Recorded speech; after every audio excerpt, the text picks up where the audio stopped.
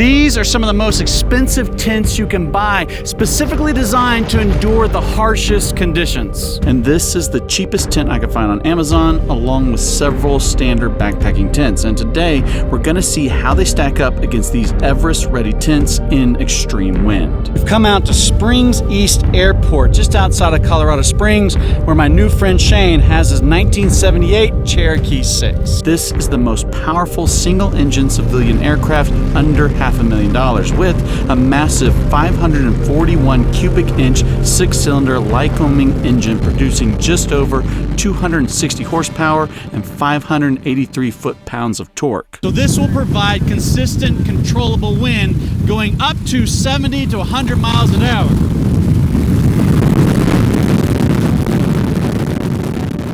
Now you may recall my previous wind test when I strapped several different tents to the top of my car and sped down a private runway at 70 miles per hour. One of the problems with that test was the wind turbulence rushing up over the nose of the car, creating less than realistic wind conditions. This should be a little bit more realistic while still giving us control over wind speed. The first tent we're going to test is the Nightcat one-person backpacking tent that cost me a whopping $42 on Amazon. Let's see how it does. Okay, Shane, we're ready for you to fire it up.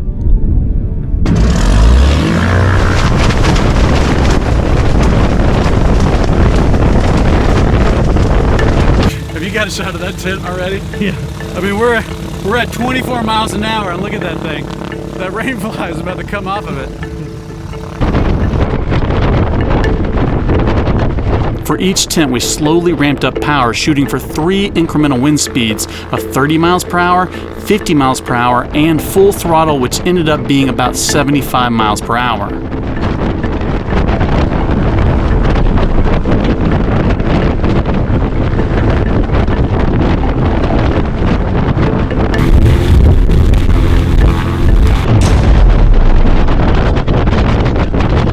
When he went full throttle, I mean, the tent was already toast around 40 to 50 miles an hour, but when he went full throttle, we just completely lost the tent. All right. Oh yeah, and there's a sandbag inside, I forgot. We've got a GoPro and a sandbag inside the tent. Okay, so look at that pole right there, that carbon fiber, not carbon fiber, that's fiberglass. The fiberglass tent pole is broken. The tent is toast. This was with full guy lines deployed. This tent just could not handle the wind. Now, I don't think anyone expected the Nightcat to survive, but this next tent should fare a little bit better, even if I do have some history with it. The Durston X-Dome. Last year when the X-Dome first launched, I admittedly made a few mistakes that caused the X-Dome to have a few problems in the wind. And admittedly, that was my fault. Now, I don't have that tent anymore, but I do have an X-Dome 2-person tent that I specifically chose because it has carbon fiber poles that have performed really well in previous tests I've done. Okay, so one of the reasons why I wanted to test this tent specifically, because it does have this feature where you can deploy a trekking pole to help give the tent some extra stability, especially in high winds. So I went ahead and have deployed the trekking poles on this tent. And so, with full guy lines staked out completely, this should be the best chance this tent has against 70-mile-an-hour winds.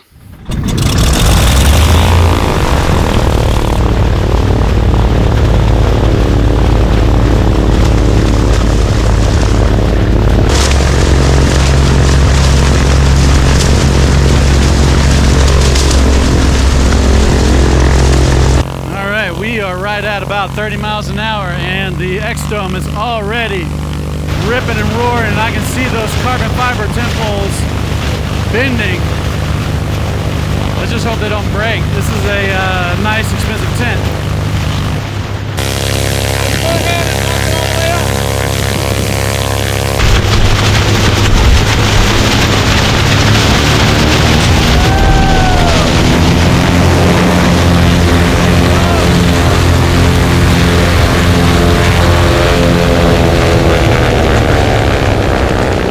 Oh my goodness, that is a really nice tent that is no more. Now, in the middle of this test, I noticed that we weren't quite hitting the same wind speeds that we had measured earlier when testing the aircraft. Then when I reviewed the footage, I realized why. Right as the X-Dome breaks, we were only measuring about 40 miles per hour, but quickly after it collapsed, the wind shot up to about 60 miles per hour. Best I can tell, the tent was creating some type of back pressure that was slowing down the wind meter, which means that the X-Dome two-person survived somewhere close to 60 miles per hour before one of the inner aluminum sleeves snapped, causing a catastrophic failure. I also think I made a couple mistakes with the way that I attached the guidelines, but even so, 60 plus miles per hour on a 3-season tent is really impressive. Okay, next we have the $600 Z-Pax Plex Solo Light.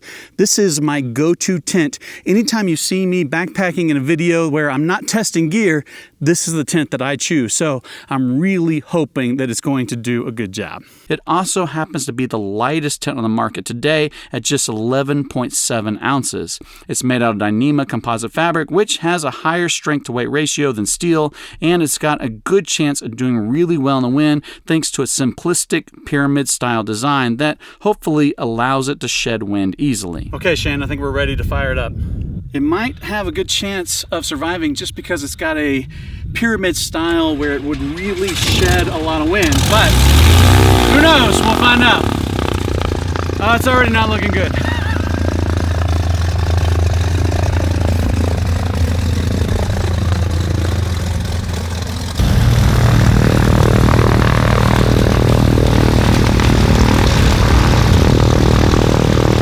Okay, we're going up to 30 miles an hour.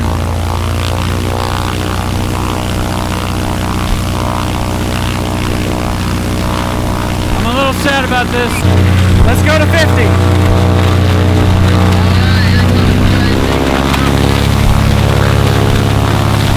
here we go for 50 miles an hour. The Plex Solo is not looking great, but so far it's holding up. Oh, come on, Plex Solo.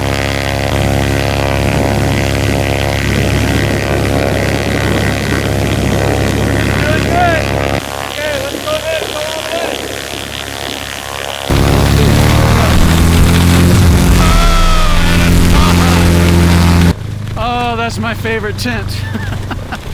And it looks like it ripped. It's all the Dyneema material could handle. All in all, the Plex Solo did pretty well, with the wind meter reading close to 60 miles per hour right after the trekking pole ripped through the top of the tent. Not too bad for the lightest tent money can buy. Okay, now we're getting into the true expedition style tent, starting with the most expensive tent on this list, the Samaya Radical 1. I picked this tent because it is one of the only ultralight tents rated for expedition type conditions. It weighs in at just 1 pound 7 ounces thanks to Dyneema composite fabric and carbon fiber poles. Compared to our other two expedition style tents, it's extremely light. Here we go. We have the Samaya Radical 1 $1,500 tent, supposed to be able to handle the harshest conditions.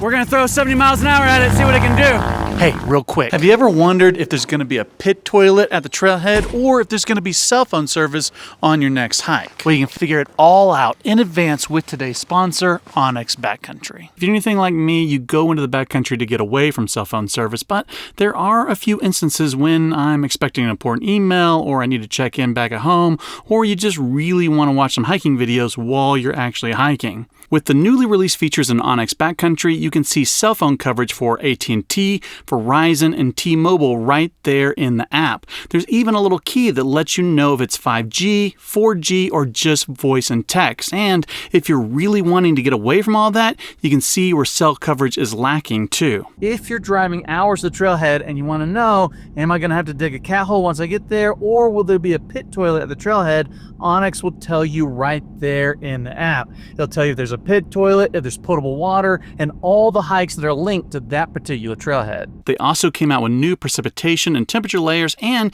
you can now access 3D layers offline. Now, some of these features are only available with the Elite service, but at the time of this recording, you can still get Elite for just $3 for 3 months. Go check it out through the links in the description or follow the QR code on your screen. And then do me a favor. At some point, they're going to send you a survey either at checkout or later in your inbox. folks. It would really help me out if you'd take the time to fill out that survey and let them know you heard about it from me. That's the only way that I'm able to continue to make videos like the one you're watching now.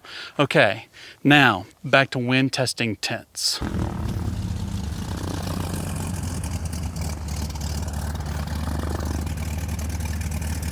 Okay.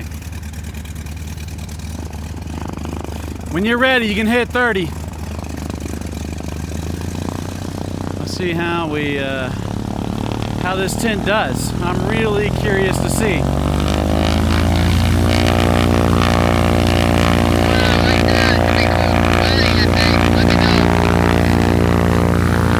I'm gonna run in and check the.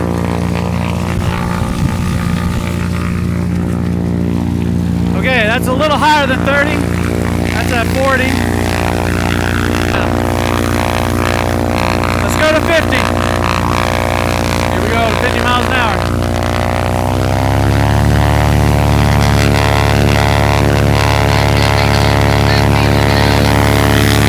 Alright, I'm gonna run in and check the wind speed. We're pretty close, we're at 45.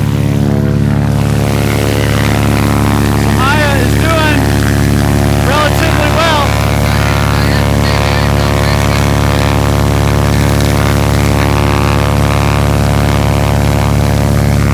Okay, should we go all the way? All right, let's go ahead all the way up. Once again, the wind meter is reading lower speeds here than we saw at the same power level, but with no tent behind the plane. All I can figure is the tent is continuing to interfere with the wind meter readings, which should be reading closer to 75 miles per hour at full throttle. I'm doing okay!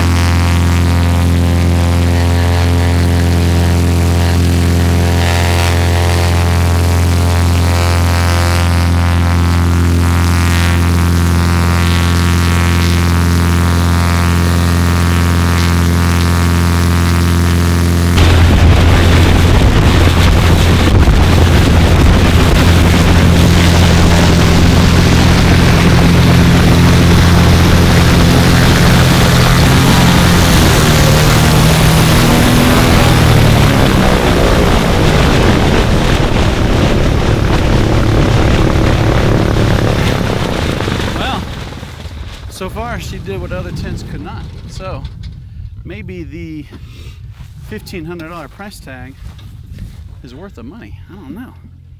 Okay, so the question is, do we try this tent without the guy lines? Now, typically, if you were expecting harsh conditions, you would deploy the guy lines, but I know a lot of people, myself included, just set up the tent and never even bother with the guy lines.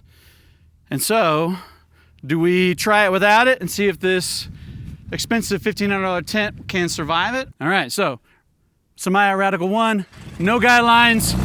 Let's see how it does.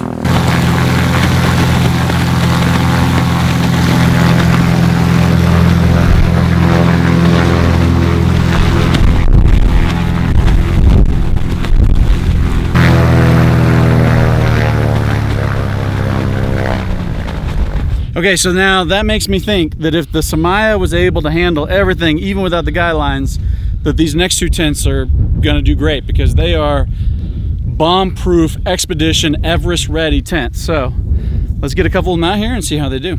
Okay, now this is the quintessential expedition tent that you would see in places like Everest. This tent is meant to handle anything you can throw at it, and it's heavy, weighing in at 10 pounds for a 3-person backpacking tent. I'm really curious to see how it does. Okay, let's take it to 30 miles an hour. All right, this is the North Face VE25. Bringing it up to 30 miles an hour, see how it does.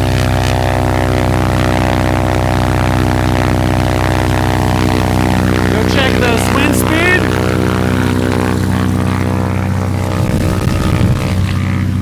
All right, we're a little bit above, hitting about 40. It's a little hard to dial it in, but I'm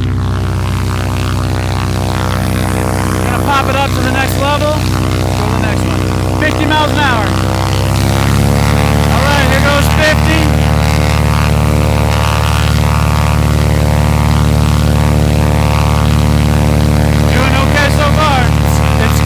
Like it wants to go.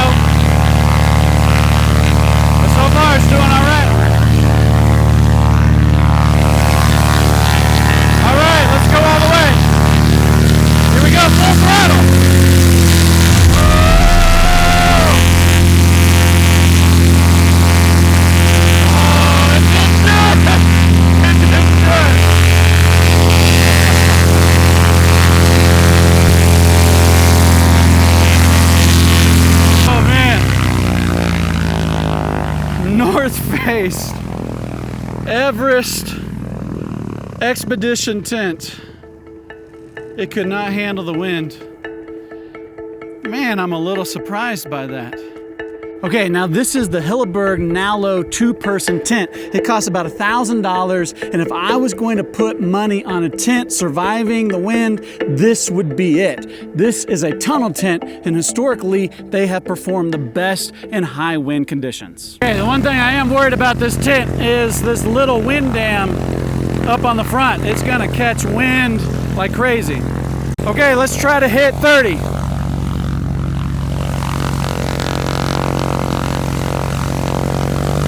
Okay, Hilleberg Nalo, 30 miles an hour. Ripping and roaring, doing pretty good. We're gonna run in, check the wind speed real quick. Yeah, that's about right, 32 miles an hour. Okay, let's go up to 50. Here we go, 50 miles an hour. Again, ripping and roaring, but doing pretty good.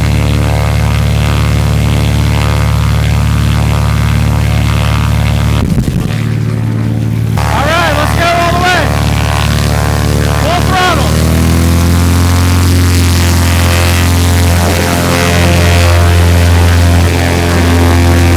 Oh, I see. I think I see if I can show you.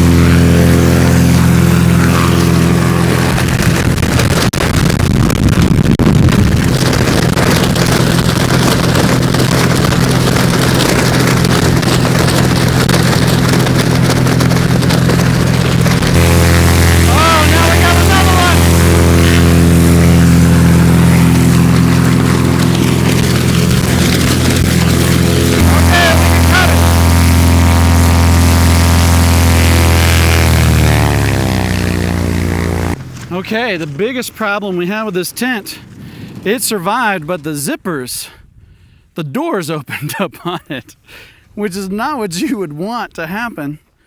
But I wonder if there is a way to fasten. Nope, because this one came down from the top. So can you see what we got here, Kyle? So this zipper is the ventilation zipper. So it didn't come undone from the bottom. It came undone from the top. Okay, so we did have a problem with this tent, but both the doors came open. Now, this smaller door on the front does have a hook that you're supposed to loop through the zipper to keep it from coming open, but the top one does not. And that's the first one that I saw really start to open up when we hit full throttle, is that top zipper. And so it feels like if they just had something up there just to keep that zipper from coming open, I mean, this tent would be bomb-proof. At the end of the day, we only had 2 out of 6 tents survive, and they both happen to be the 2 most expensive tents that we tested. I guess you really do get what you pay for. Despite the apparent failures, I was pretty impressed with both the Plex Solo and the Durston X-Dome that almost made it all the way up to hurricane force winds. The biggest disappointment was the North Face VE25. While 50 miles per hour is a lot of wind, it's a far cry from the purported 80 to 90 miles per hour that people have claimed online, which goes to show people really have no clue what kind of winds they really experience when on the trail. I hope you enjoyed this video. If you want to see more like it, please be sure to like, subscribe, and do all those other things. And as always, thanks for watching.